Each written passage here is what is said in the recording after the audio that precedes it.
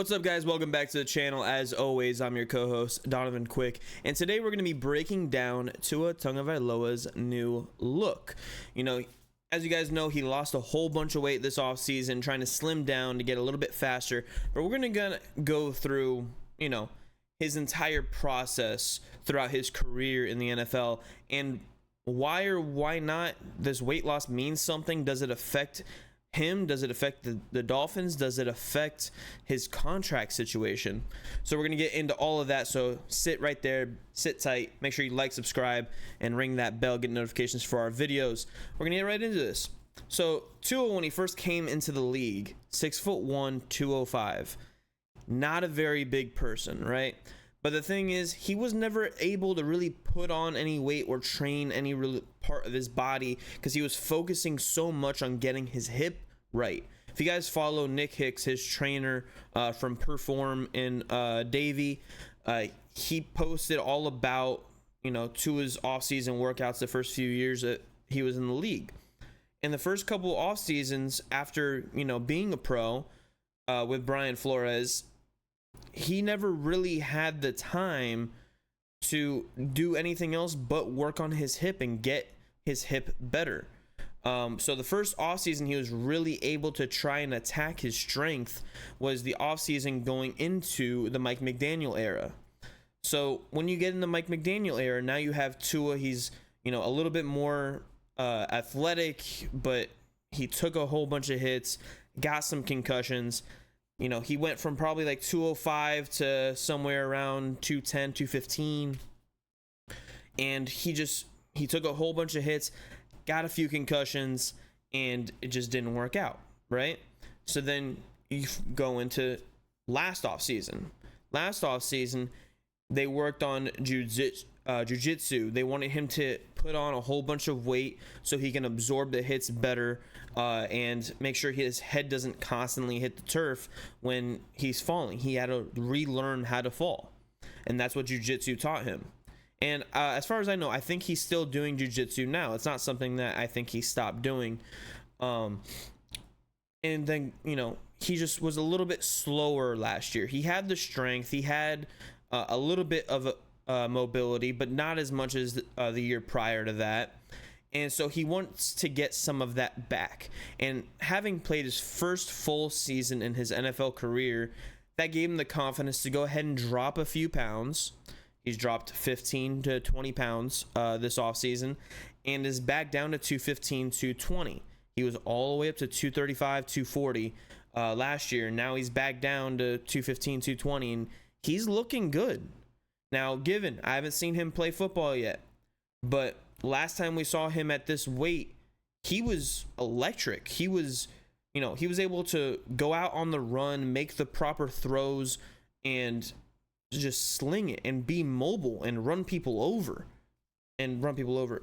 Jets game. And we saw him have so much more mobility in Mike McDaniel year 1 as opposed to Mike McDaniel year 2.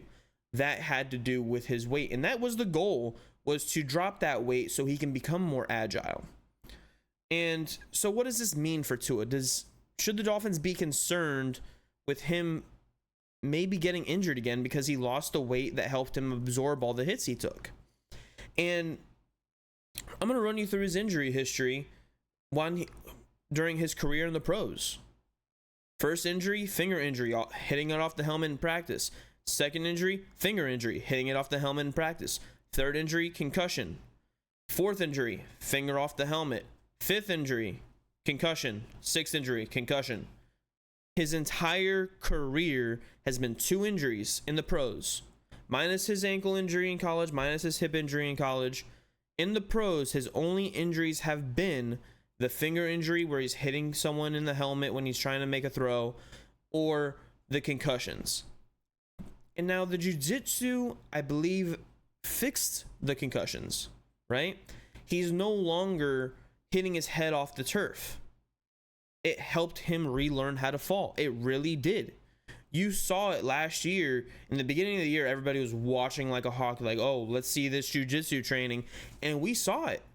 There was times where he just fell and his neck was so much muscle in his neck now that he's able to fall, and instead of just going boing, he's able to keep his head up and not let it hit the ground. And he's able to fall in certain ways and protect himself, and he's not getting injured that way. I think losing this weight is even better for him. Being able to have that mobility that he did in Mike McDaniel year one, mixed with a deeper playbook, mixed with his ability to actually fall correctly now, you're going to get the best version of Tua that we've seen yet, in my personal opinion. This is all opinion based. We're not going to actually know any facts until he's out there on the field.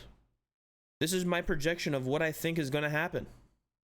And I think Tua is going to ball out this year because of it. Now, should the Dolphins be, worrisome that in his 4 years that he's played, he's only completed one full season? Absolutely. There's no question about that. Under Mike McDaniel, he's only missed games because of the concussion. Is that a concern? Not as much anymore. So you kind of go back and forth. Do we want to pay Tua? Do we believe Tua is the guy? Do we want to, go ahead and lock up a guy that only had one healthy season? We saw the Giants get burned with Daniel Jones. Do we want to get burned by Tua? And truthfully, I'm sitting here right now. The biggest mistake the Dolphins can make is waiting until next year to pay this man. I love Tua. I'm a Tua believer through and through. Not going to lie to you here. So I'm a little biased. But last year, you could have signed this man for $35 million a year. Easily. 35, maybe 40. This year, you're not going to get him for any cheaper than 50. 50 is what he's going to, at minimum, require. Right? Jared Goff just got 53.5. Herbert is at 53. Burrow is at 55. At minimum, he's going to require 50. He needs to take care of his family for the long term. He's a family-oriented guy through and through. That is his first priority. And second is God, then football. Right? Family, God, football. I don't know if the first two are mixed up. That's his. But football is his third priority in life. He's going to get his money. He's going to protect his family. That is what he has to do. I don't blame him. And I'm sure most of you won't either. He is going to have to get his money. That's one way or another.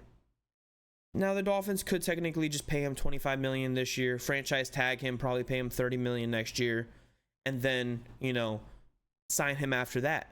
But the longer you wait to sign him, the more it's going to cost over the long term. And who knows if, he actually does start holding out. Now, currently, with this whole contract situation, everybody's, freaking out that he missed a couple of optional training days, right? Optional camp days, right?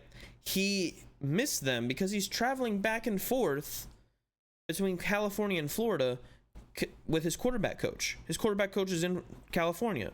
He also has a family to attend to. This is all voluntary workouts, and it's not, something that is, actively an issue. He showed up to OTAs. He's there at OTAs. He's working. I think the Dolphins should pay the man. I think that him slimming down is a great thing. I think we're about to see the best version of Tua that we've seen yet. And personally, I'm liking this roster a little bit better every single day. Now, I do think that we need a little bit more stars on the interior defensive line, but that's for another video. Let me know what you guys think about Tua in the comments below. Let me know, do you think the weight is a concern? Do you think it's not a concern? Do you think the Dolphins should sign Tua to an extension? Do you think they should wait? Do you think they should not pay him at all? I know there's some people out there that don't think that we should pay him at all, but I disagree. But we can always debate on that in the comments below. All right, guys, deuces.